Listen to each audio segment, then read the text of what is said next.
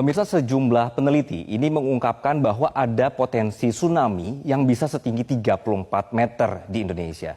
Ini berarti prediksi ketinggian tsunami melebihi tsunami Aceh.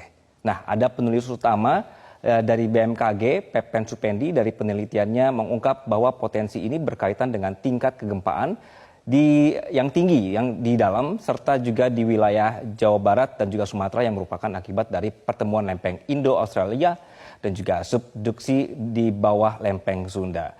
Nah, ini ada datanya di sebelah saya ini. Jadi ini ada temuan ya, pemirsa. Jadi ini benar-benar nyata, jadi bukan ada hasil rekayasa. Jadi mereka sudah berkumpul dalam penelitian ini. Terdapat sejumlah ahli kegempaan dalam negeri, ada Dwi Kora Karnawati, kemudian juga ada dari Tato Yatimantoro, dan juga Daryono dari BMKG, dari BRIN juga ada, termasuk dari University of Cambridge juga ikutan di sini, termasuk dari BNPB.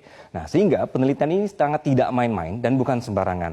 Jadi tim peneliti ini memanfaatkan katalog data seismik yang bersumber dari BMKG, kemudian dari Pusat Penelitian Seismik Internasional, periode April 2009 sampai Juli 2020 untuk melakukan hypocenter gempa. Jadi mereka berkumpul, kemudian hasil penelitiannya ditemukanlah bahwa ini akan ada celah seismik besar di selatan Jawa Barat dan Sumatera bagian Tenggara yang berpotensi menjadi gempa yang besar sekali, magnitudenya 8,9, potensi tsunami-nya adalah 34 meter. Ini tinggi sekali ya pemirsa ya.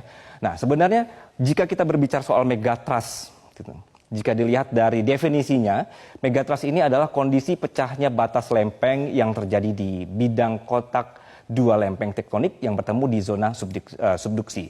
Nah, karena gerakan relatif lempeng ini yang tidak terbendung, tekanan terakumulasi di area dua lempeng tersebut dan akhirnya saling mengunci sehingga dilepaskanlah melalui gempa megatrust. Jadi ini ada kekuatan yang ditahan kemudian terlepas begitu ya.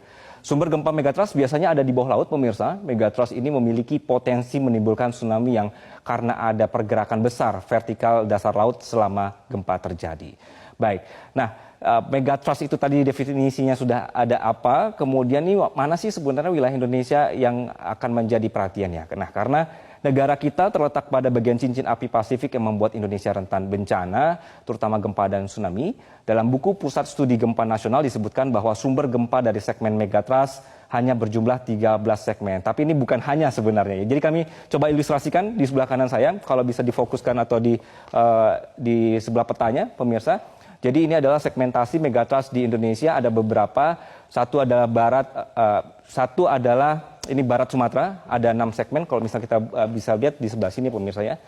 Oke, ini ada 6. Kemudian juga selatan Jawa ada 3 segmen. Selatan Bali hingga Sumba ada 1 segmen. Utara Sulawesi ada 1 segmen. Lalu Maluku ada 1 segmen dan utara Papua ada 1 segmen.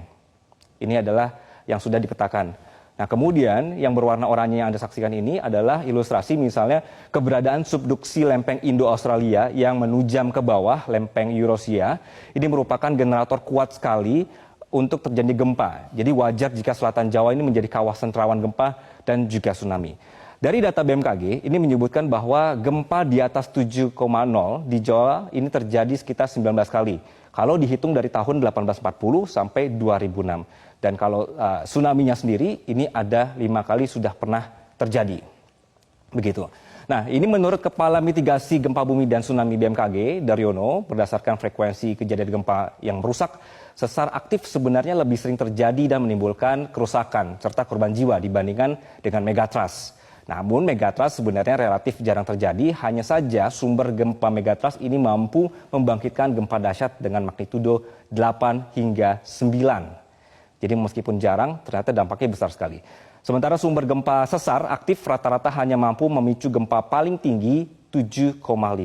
Yang membuat beda, gempa sesar aktif yang lebih sering terjadi banyak berpusat di daratan, dekat perkotaan, kemudian bahkan tempat tinggal kita sendiri, pemirsa.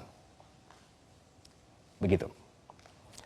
Oke, jadi ini adalah potensi skenario terburuk ya pemirsa. Jadi bukan prediksi yang akan terjadi dalam waktu dekat. Sehingga kapan terjadinya ini tidak ada satu orang pun sebenarnya yang tahu. Untuk itu dalam kondisi tidak pasti kapan terjadi ini, kita semua harus melakukan upaya mitigasi.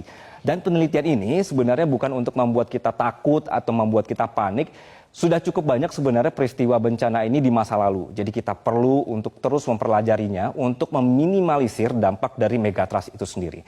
Sekali lagi karena kita tinggal di negara yang alamnya subur namun juga rentan bencana, pemirsa, sudah pasti bencana ini akan terjadi. Tinggal kita yang harus beradaptasi. Jadi oleh karena itu orang-orang yang meneliti peristiwa ini juga orang-orang yang sangat paham di bidangnya, sehingga kajian-kajian seperti ini diperlukan untuk memberikan rekomendasi ke kita, ke pemerintah soal apa yang harus kita lakukan ke depannya, begitu. Nah, itulah kenapa setiap ada kajian seputar bencana, ujung-ujungnya sudah pasti akan membahas mitigasi bencana. Nah, sudah siap belum seandainya ini amit-amit begitu ya, seandainya terjadi potensi tsunami 34 meter ini. Nah, gunanya penelitian ini juga membuat kita punya rencana penanganan bencana. Namun apakah dari pemerintah juga siap, kemudian juga bagaimana dengan pemerintah di daerah, apakah sudah satu frekuensi soal penanganan bencana. Inilah yang kemudian disampaikan pakar tsunami BRIN, Ujo Kongko, yang menyatakan bahwa ini ada pernyataannya ya, kita perlu review kembali dokumen rencana kontingensi dan juga rencana operasi, peta-peta jalur evakuasi, kemudian juga sistem peringatan dininya untuk mitigasi tsunami, terutama di daerah-daerah pesisir Jawa dan Sumatera. Nah, jika kondisinya saat ini sudah ada permukiman manusia di daerah pesisir, bagaimana kemudian kita mengatur tata ruang dan pergerakan saat tanda-tanda tsunami muncul? Inilah butuh fokus pemikiran juga untuk kita menjadi sigap terhadap bencana, begitu. Dan yang terpenting, pemirsa, ini juga harus kita semua sebenarnya harus mau meluangkan waktu untuk tahu langkah-langkah kalau misalnya terjadi atau terjebak dalam kondisi darurat itu seperti apa. Kita tetap berdoa bahwa tidak ada peristiwa mengerikan yang akan terjadi, sekaligus tidak lupa berusaha untuk bisa beradaptasi memahami alam. Sampai bertemu di Metropedia selanjutnya bersama saya Gia Sibuan.